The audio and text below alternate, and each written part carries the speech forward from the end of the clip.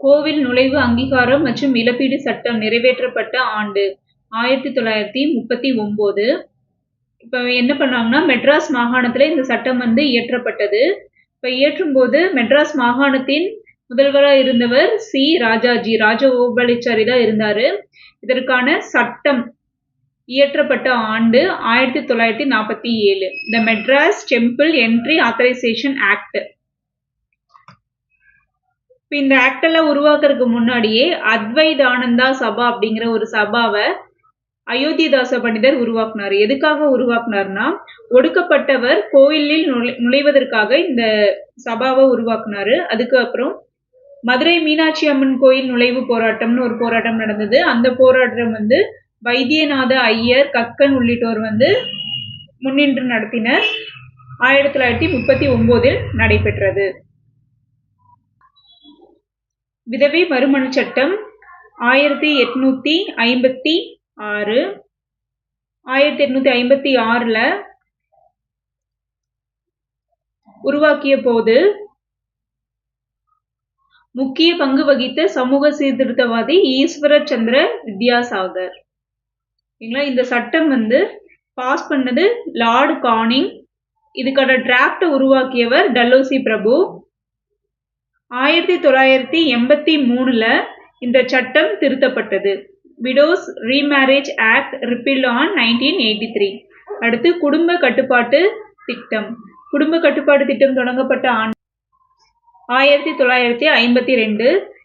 இந்த வேர்ல்ட்லயே ஃபர்ஸ்ட் இந்த குடும்ப கட்டுப்பாட்டு திட்டத்தை அறிமுகப்படுத்திய நாடு என்ற பெருமை இந்தியாவை சாரும். அடுத்து dowry prohibition act passed on 1961. இப்போ இந்த சட்டம் எப்போ திருத்தப்பட்டது அப்படின்னு பார்த்தா 1984 வரதட்சணை தடுப்பு சட்டம் திருத்தம் செய்யப்பட்டது. அடுத்து தொட்டில் குழந்தை திட்டம் ஃபர்ஸ்ட் தமிழ்நாட்டில் தான் அறிமுகப்படுத்தினாங்க 1992.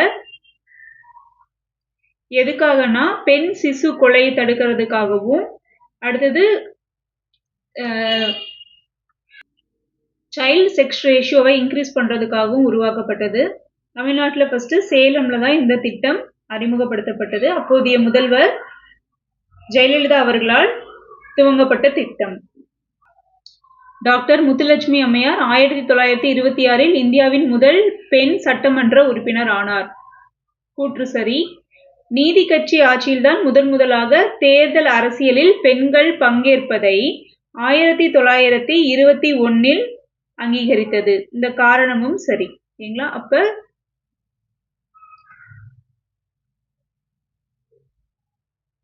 கூற்று காரணம் சரி மற்றும் சரியான விளக்கமாகும். Option D. அயோத்திதாச பண்டிதர் பிறந்த இடம். அயோத்திதாச பண்டிதர் சென்னையில பிறந்தாரு. அவருடைய இயற்பெயர் காத்தவ ராயன் தான் இயற்பெயர். சென்னை 1000 விளக்கு பகுதியில் பிறந்தார். இவரோட முக்கியமானது இந்த ஒரு பைசா தமிழன் அப்படிங்கிற இந்த வார பத்திரிகை தான் 1907 உருவாக்கப்பட்டது. திராவிட மகாஜன சபா 1891 நிறுவினார்.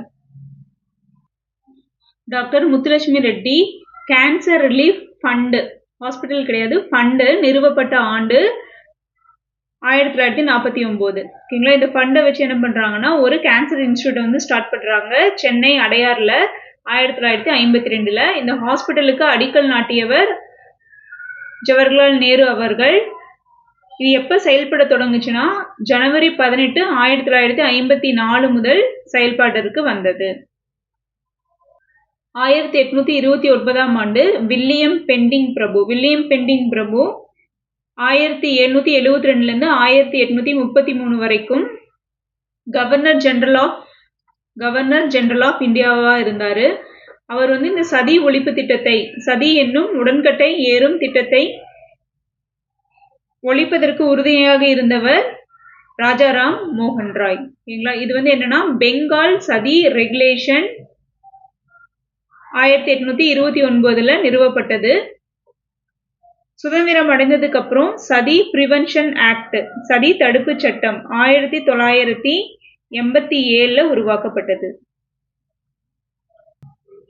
வேலூர் புரட்சி 1806. 1816 தவறான விடை. அடுத்தது கோல் அப்ரைசிங். கோல் அப்ரைசிங்கிறது ஒரு ட்ரைபல் பழங்குடியின புரட்சி. இதற்கான காலகட்டம் 1831 32 வரைக்கும். ஜார்க்கண்ட், சோட்டா நாக்பூர் பீடபூமி இந்த பகுதிகளில் தான் வந்து இந்த கிளர்ச்சி நடைபெற்றது. இதற்கான ஆப்ஷன் தவறு தான். அடுத்து சந்தால் கிளர்ச்சி. இதற்கான வருடம் 1857. பெருங்கிளர்ச்சி சந்தால் கிளர்ச்சி 1855 சரியா கொடுத்திருக்காங்க. அடுத்து பெருங்கிளர்ச்சி 1857. ஆப்ஷன் டி தான் இந்த கேள்விக்கான ஆன்சர். தீரன் சின்னமலை. தீரன் சின்னமலையோட பெயர், உண்மையான பெயர் தீர்த்தகிரி. அவருடைய போர்கள் பற்றிய சரியான கூற்று காண்க.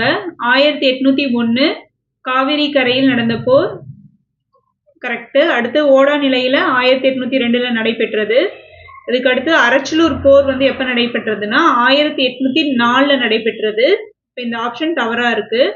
இந்த கேள்விக்கான ஆன்சர் ஆப்ஷன் சி 1 மற்றும் 2 மட்டும் சரி. மதுரையில் தன்னாட்சி இயக்கம் ஏற்படுத்தியவர் ஜார்ஜ் ஜோசப். இதே பூனேல வந்து யார் ஏற்படுத்தினாங்கன்னா திலகர் தான் ஏற்படுத்தினாரு, ஏப்ரல் 1916. அதுக்கு அடுத்தது அன்னி பெசன்ட் சென்னையில வந்து ஏற்படுத்தினாங்க, செப்டம்பர் 1916 ஏற்படுத்தினாங்க. பெரும் கற்காலம் கிமு 1300 முதல் கிமு 1300 வரை. அடுத்து சங்ககாலம். சங்ககாலம் கிமு 300 முதல் கிபி 300 வரை. பிராமணி எழுத்துக்கள் அறிமுகப்படுத்தப்பட்ட காலம் கிமு 400 முதல் கிமு 300 வரை. அடுத்து சங்கம் மருவிய காலம் கிபி 300 முதல் கிபி 500 வரை. இதுக்கான ஆன்சர் 4, 3, 2, 1. தன்னாட்சி இயக்கத்தின் முதல் மாநாடு விபி மாதவன் தலைமையில் கடலூரில் நடைபெற்றது. 1917 விபி மாதவராவ் தலைமையில நடைபெற்றது. சரியான கூற்று. அன்னி பெசன்ட் அம்மையார் செப்டம்பர் 3 1916 சென்னையில் தன்னாட்சி இயக்கத்தை ஆரம்பித்தார். இப்போ இந்த இடத்துல டேட்டு தவறா கொடுத்துருக்காங்க. இப்போ இதுக்கான ஆன்சர் ஏ சரி, ஆர் தவறு. இப்போ இந்த மாநாட்டை வந்து யார் ஆர்கனைஸ் பண்றாங்கன்னா சத்தியமூர்த்தி தான் ஆர்கனைஸ் பண்ணாரு. குன்றக்குறவை. குன்றக்குறவை அப்படிங்கிறது குறிஞ்சி நில பெண்கள் முருகனுக்காக ஆடும் ஆட்டம், சரிங்களா? ஆனா இங்க என்ன கொடுத்திருக்காங்கன்னா முல்லை நில பெண்கள்னு கொடுத்திருக்காங்க, திருமாலுக்கான ஆடல்னு கொடுத்திருக்காங்க. இது தவறானது. அடுத்தது ஆய்ச்சியர் குறவை தான் முல்லை நில பெண்கள் திருமாலுக்காக ஆடும் ஆட்டம். ஆனா இங்க என்ன கொடுத்திருக்காங்கன்னா குறிஞ்சி நில பெண்கள் முருகனுக்காக ஆடும் ஆட்டம் கொடுத்திருக்காங்க. இந்த ரெண்டாவது ஒன்றும் தவறு. சிலப்பதிகாரத்துல வஞ்சி காண்டத்துல இந்த குன்றக்குறவை மற்றும் ஆய்ச்சியர் குறவையை பத்தி இளங்கோவடிகள் எழுதியிருக்காரு. மரக்கால் கொன்றவை அசுரரை கொள்வதற்காக ஆடிய ஆடல். அடுத்தது பாவை அசுரரை வெல்ல திருமகள் ஆடிய ஆடல். இதுக்கான ஆன்சர் ஆப்ஷன் டி 3 மற்றும் 4 சரி. Annie Besant started the weekly called The Commonweal in 1914. Correct statement. Next, she published a How India Rough for Freedom 1915. This statement also correct. அடுத்து என்ன சொல்லியிருக்காங்கன்னா 1915 செப்டம்பர் 28 ஹோம் ரூல் இயக்கத்திற்கு அழைப்பு விடுத்தார். இதுவும் சரியான கூற்று தான். 1915 யங் இந்தியா அப்படிங்கிற தினசரி அவங்க ஸ்டார்ட் பண்ணல, நியூ இந்தியாங்கிற தினசரி ஆரம்பிச்சாங்க. மெட்ராஸ் ஸ்டாண்டர்ட்ங்கிற ஒரு பத்திரிகையை வாங்கி தான் இதை ஆரம்பிச்சாங்க. 14 ஜூலை 1915 ஆரம்பிக்கப்பட்டது. இப்போ 4வது ஸ்டேட்மெண்ட் மட்டும்தான் என்ன கொடுத்துருக்காங்கன்னா தவறா கொடுத்துருக்காங்க, மீதி 3ம் சரி. அடுத்தது சங்க கால மக்களோட வாழ்க்கை முறை கிடைத்த தொல்லியல் சான்றுகள் என்னன்னு பார்த்தோம்னா தமிழ்நாட்டில் எங்கெங்கெல்லாம் கிடைச்சிருக்குன்னு பார்த்தோம்னா வசுவசமுத்திரம் தமிழகத்துல இருக்கு. அடுத்தது பட்டணம்னு ஒரு ஏரியா கொடுத்துருக்காங்க. ஆக்சுவலி தமிழ்நாடு கிடையாது, இது கேரளால இருக்கிற ஒரு டிஸ்ட்ரிக்ட், எர்ணாகுளம் டிஸ்ட்ரிக்ட்ல இருக்கிற இடம். அடுத்து காவிரி பூம்பட்டினம் தமிழ்நாடு, கொடுமணல் ஈரோடு தமிழ்நாட்டுல இருக்கு.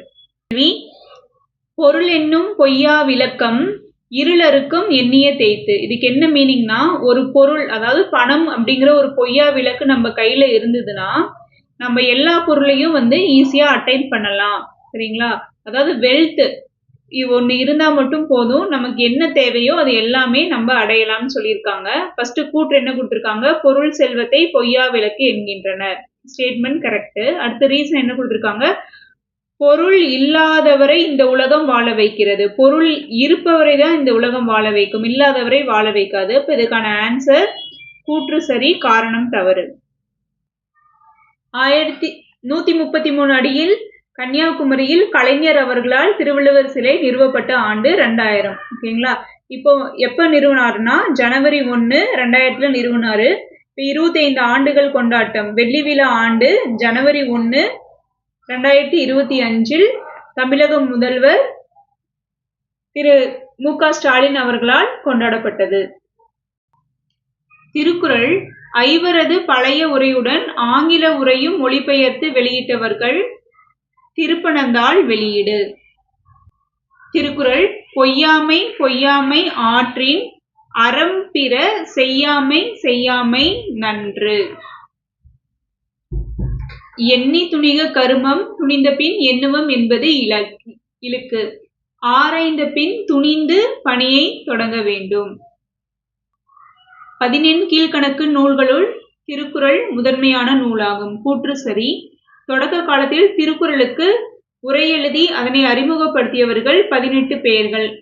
18 பேர் கிடையாது, 10 பேர்கள். 11 தான் உரை எழுதினாங்க. இப்ப காரணம் தவறு. இப்ப இந்த கேள்விக்கான ஆன்சர் ஆப்ஷன் பி.